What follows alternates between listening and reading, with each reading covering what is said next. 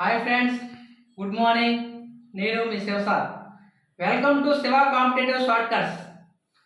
Today class చూసుకున్నట్లయితే రూపాయి currency గల దేశాలు, రూపాయి కరెన్సీ గల దేశాలు కోడ్ చూసుకున్నట్లయితే ఐపిఎస్ నేమ్. చూద్దాం ఒకసారి.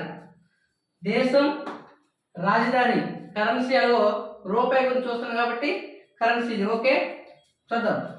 ఐ అంటే ఇండియా, రాజధాని న్యూఢిల్లీ. ఇండియా రాజధాని న్యూఢిల్లీ. నెక్స్ట్ అగైన్ మళ్ళీ ఐ రెండు వస్తాయి ఇక్కడ చూసుకోవాలి మనం. ఇండోనేషియా రాజధాని జకర్తా, నూతన రాజధాని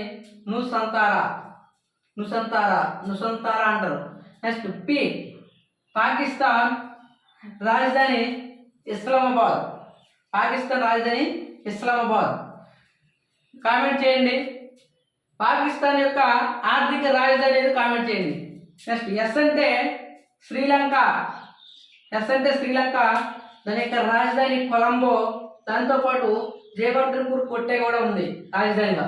శ్రీలంక రాజధాని కొలంబో, ఇంకో రాజధాని Jayawardenepura Kotte. Next N for Nepal. దాని యొక్క రాజధాని కాఠ్మండూ. నేపాల్ యొక్క రాజధాని కాఠ్మండూ.